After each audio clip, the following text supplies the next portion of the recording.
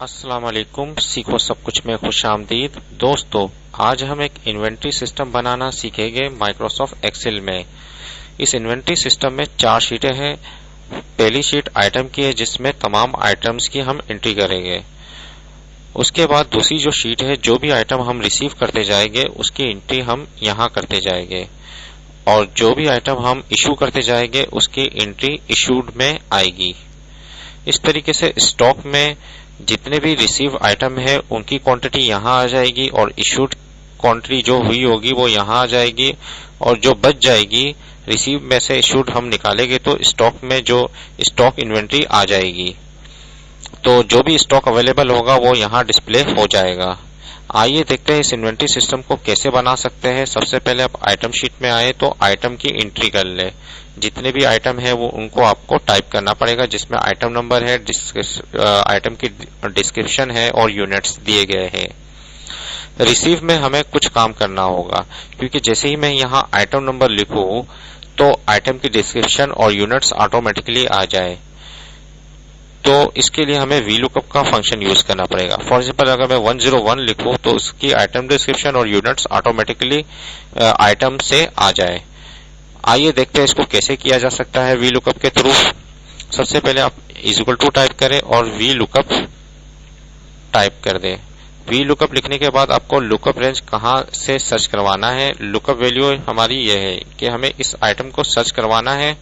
Comma लगाया, उसके बाद टेबल एरे बतानी है, जो कि टेबल एरे कहाँ से लेंगे, हम आइटम की शीट से लेंगे। आइटम की शीट से हमने जितने आइटम का जो डेटा है वो सिलेक्ट करना होगा। जैसे ही मैंने आइटम का डेटा सिलेक्ट किया, एंटर करूंगा और ओके करूंगा तो ये आइटम की रेंज उठकर आ जाएगी कि ये आइटम की शीट है और उसकी ये रेंज है। इसको मैं एब्सोल्यूट करवा दूंगा, फ्रीज करवा दूंगा F4 प्रेस कर, ताकि ये अपनी जगह से हिले ना। उसके बाद कॉमा लगाकर हमें कॉलम इंडेक्स नंबर बताना है, क्योंकि हमें आइटम डिस्क्रिप्शन उठानी है इस सेल में। तो आइटम नंबर कॉलम नंबर 1 है और आइटम डिस्क्रिप्शन कॉलम नंबर 2 है आइटम की शीट में, तो 2 प्रेस कर दूंगा। इसके बाद कॉमा लगाकर एग्जैक्ट मैच करवाना है, तो 1 जो होता है 2 के लिए 1 यूज होता है और फॉल्स के लिए 0। तो हमें एग्जैक्ट मैच करवाना है तो 0 प्रेस कर देंगे। 0 टाइप कर हम ब्रैकेट को क्लोज कराकर जैसे ही इंटर में करूंगा तो आइटम जो है आइटम नंबर से आइटम डिस्क्रिप्शन उठकर आ गई। अब हमें यूनिट भी आइटम नंबर से उठाकर लानी है। तो इसके लिए मैं इस फार्मूले को ड्रैग करूंगा तो ये कॉपी हो जाएगा, लेकिन इसमें हमें कुछ चेंजिंग करनी होगी। जैसे ही मैंने डबल क्लिक किया, इसमें क्या चेंजिंग करनी है, सबसे पहले इसको हम, क्योंकि ये B6 है तो इसको B कर देंगे। और दूसरी चेंजिंग हमें क्या करनी होगी, कॉलम नंबर 3 है, कॉलम इंडेक्स नंबर ये 3 है, क्योंकि कॉलम नंबर 1, कॉलम नंबर 2 और कॉलम नंबर 3 ये आइटम की शीट में होगा। तो इसको 3 कर दिया। जैसे ही मैंने एंटर किया तो पीसेस ऑटोमेटिकली आ गए। अब मैं यहाँ जैसे ही आइटम नंबर 102 प्रेस करूंगा तो आइटम डिस्क्रिप्शन और पीसेस ऑटोमेटिकली आइटम शीट से आ जाएंगे। इस तरीके से मैं 104 करूंगा तो आइटम डिस्क्रिप्शन और उसके यूनिट्स ऑटोमेटिकली आइटम लिस्ट से उठकर आ गए कि 104 माउस है और पीसेस में है। इस तरीके से यहाँ मैं 105 करूंगा तो आइटम डिस्क्रिप्शन ऑटोमेटिकली आ गई। इस तरीके से मैं 101 करूंगा तो रैम की आइटम डिस्क्रिप्शन और पीसेस ऑटोमेटिकली आ गए। अब यहाँ मैं क्वांटिटी बता दूंगा जो रिसीव की है। मैंने कहा रैम जो है वो 50 रिसीव की, मॉनिटर जो है 60, माउस जो है 40, CPU जो है वो 30 और रैम जो है दोबारा 10 हमने रिसीव की है। इसी तरीके से हम रिसीव करते जाएंगे, उसकी एंट्री यहाँ करते जाएंगे। अब आ जाइए इशूड में। इशू में यहाँ हम आइटम नंबर देंगे, जो भी हम इशू इन्वेंट्री से करते जाएंगे उसकी एंट्री हम यहाँ करते जाएंगे। मैंने कहा 101 और यहाँ आइटम डिस्क्रिप्शन और यूनिट हमें लाना है, तो इसके लिए हम VLOOKUP का फंक्शन यूज करेंगे। इक्वल टू VLOOKUP टैब की प्रेस कर मुझे क्या लुकअप वैल्यू करनी है, सर्च करवानी है 101। कहाँ से कॉमा लगाकर टेबल एरे बताना है, जो कि आइटम की पूरी सिलेक्शन होगी। ये टेबल एरे है। जैसे ही मैं एंटर करूंगा और ओके करूंगा तो ये आइटम से रेंज उठाकर ले आएगा। इसको मैं F4 प्रेस कर फ्रीज करवा दूंगा। उसके बाद कॉमा लगाकर कॉलम इंडेक्स नंबर क्या है 2 और एग्जैक्ट मैच के लिए 0 और ब्रैकेट क्लोज कर एंटर करूंगा तो आइटम की डिस्क्रिप्शन आ गई। जैसे ही मैं इसको ड्रैग करूंगा तो यहाँ नन आ रहा है, क्योंकि इसमें हमें चेंजिंग करनी पड़ेगी। C6 को B करना पड़ेगा, क्योंकि ये वाला सेल है। आइटम से हम लुकअप करवाएंगे और कॉलम इंडेक्स नंबर 3 कर देंगे और एंटर कर देंगे तो पीसीस ऑटोमेटिकली उठकर आ जाएंगे। इस तरीके से मैं 102 करूंगा तो आइटम डिस्क्रिप्शन और पीसीस ऑटोमेटिकली आ गए। इसको मैं सेंटर कर लेता हूं।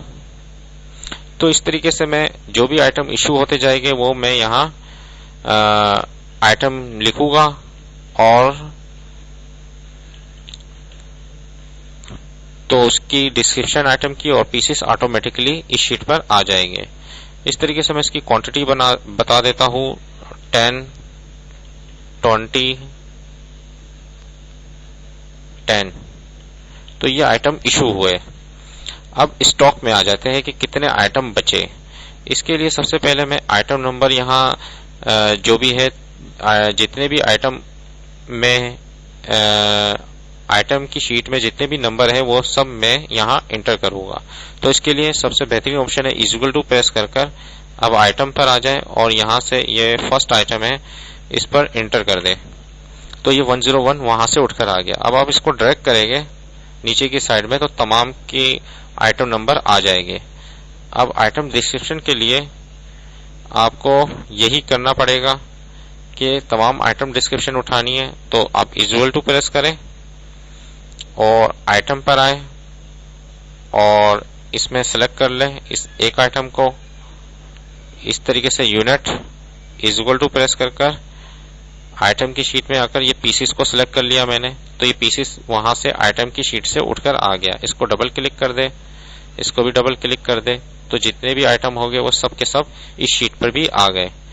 अब हमें ये मालूम करना है कि रिसीव आइटम के रैम जितनी भी रिसीव हुई है उसकी टोटल क्वांटिटी यहाँ आ जाए। इसके लिए बेहतरीन ऑप्शन है सम इफ फंक्शन का यूज, क्योंकि हम एक रैम क्राइटेरिया लेंगे और उसकी बेस पर यहाँ सम करवाएंगे। सबसे पहले आप इक्वल टू लिख दें और सम इफ लिखने के बाद हमें रेंज बतानी है। कौन सी रेंज है? रिसीव में तमाम आइटम को सिलेक्ट कर ले, ये रेंज है। जैसे ही मैं एंटर करूंगा ओके करूंगा तो रिसीव में से ये आइटम की रेंज सिलेक्ट होकर आ गई। इसको मैं फिक्स करवा दूंगा। इसको मैं सिलेक्ट करने के बाद F4 प्रेस किया तो ये फिक्स हो गया। अब हमें क्या बताना है? कॉमा लगाकर क्राइटेरिया बताना है कि पहले मैंने रेंज बताई कि जो आइटम की थी और इसके बाद क्राइटेरिया बताया। क्राइटेरिया क्या है? ये है रैम। इसको मैंने सिलेक्ट कर दिया, फिर कॉमा लगाया। अब हमें बताना है सम रेंज। सम रेंज कहाँ? रिसीव से। ये जितने भी क्वांटिटी है इन सबको मैं सिलेक्ट कर लूंगा, क्योंकि इसमें से ये क्वांटिटी क्या है जितनी भी रैम होगी उसको सम कर लाकर देगा। जैसे ही मैं एंटर करूंगा और यहां से इसको मैं सबसे पहले फ्रीज करवा दूं F4 प्रेस कर ताकि वो आगे पीछे ना हो, और एंटर कर दिया।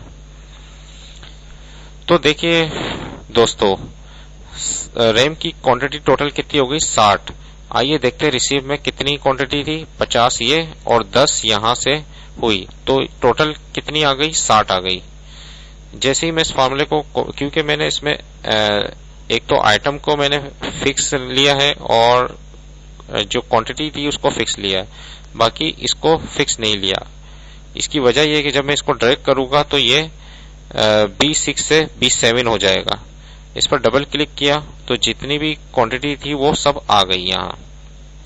आइए देखते हैं कि ये 4 आइटम हमारे रिसीव आइटम में है या नहीं है। मॉनिटर कितने हैं? 60 है, तो ये 60 हो गए।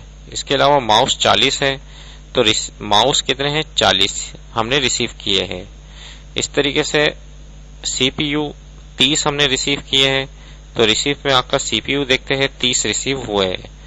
तो इस तरीके से हमारा स्टॉक रिसीव का मेंटेन हो रहा है। इस तरीके से हम इशू क्वांटिटी में भी सम इफ का फंक्शन यूज करेंगे। Is equal to sum if, अब हमें रेंज बतानी है। रेंज वही बतानी है जो इशूड में है। इशूड में हमने ये रेंज बता दी, और एंटर किया, ओके किया, और इसको मैंने एब्सोल्यूट करवा दिया F4 प्रेस कर कॉमा। अब हमें बताना है क्राइटेरिया। क्राइटेरिया क्या है? ये वाला सेल है, रैम को हमें सर्च करवाना है कि कितना इशू हुआ, फिर कॉमा, फिर उसके बाद सम रेंज। सम रेंज हमें क्या करानी है? क्वांटिटी करवानी है इशूड से।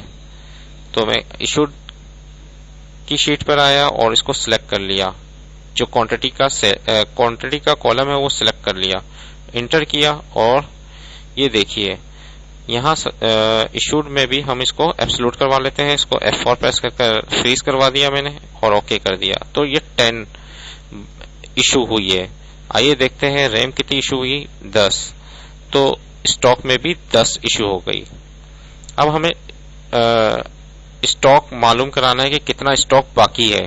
तो इसके लिए इज इक्वल टू लगाकर रिसीव में से माइनस किया मैंने इशूड को और एंटर किया। तो 50 इस वक्त अवेलेबल है स्टॉक में। रैम जो है 50 इस वक्त स्टॉक में अवेलेबल है। देखिए दोस्तों कितना जबरदस्त तरीके से हम इन्वेंट्री सिस्टम बना सकते हैं। आइए बाकी की भी एंट्री हम कर लेते हैं। इसको मैंने डबल क्लिक किया और इसको मैंने डबल क्लिक किया, तो यह मुझे बता रहा है कि मॉनिटर 40 अवेलेबल है और माउस 30 अवेलेबल है और CPU 30 अवेलेबल है। आइए बाकी डेटा को भी हम फिल कर लेते हैं। रिसीव में तमाम डेटा फिल है, इशूड में कुछ डेटा रह गए हैं। मैंने कहा 101 रैम आ गई, माउस 10 हमने इशू कर दी। इस तरीके से 102 मॉनिटर हमने 5 इशू कर दिया। आइए देखते हैं 5 जैसी मॉनिटर को इशू किया, रैम कितनी हो गई? 40 हो गई, क्योंकि 20 इशू हो चुकी है। आइए इशू में देखते हैं, रैम 10 यहाँ इशू हुई, 10 यहाँ, टोटल कितनी हो गई? 20। तो यहाँ डिस्प्ले हो गई और स्टॉक 40 अवेलेबल है इस वक्त। इस तरीके से हमने मॉनिटर पहले 20 इशू किया था, अब 5 और इशू कर दिया। तो स्टॉक में देखते हैं मॉनिटर की क्या पोजीशन है। 20 और 5 25 इशू हुआ और 35 इस वक्त स्टॉक में है। देखिए दोस्तों कितना जबरदस्त इन्वेंट्री सिस्टम हमने एक्सेल में क्रिएट कर लिया है। तो आप भी इस इन्वेंट्री सिस्टम को बनाएं और अपनी इन्वेंट्री को मेंटेन करें। उम्मीद है कि ये वीडियो आपको बहुत पसंद आई होगी। लाइक और सब्सक्राइब करना मत भूलिएगा। और दोस्तों आप मेरी वीडियो को शेयर किया करें फेसबुक वगैरह में, और सब्सक्राइब भी लाजमी करें ताकि आपको इसका नोटिफिकेशन मिलता रहे। Thanks for watching. Allah Hafiz.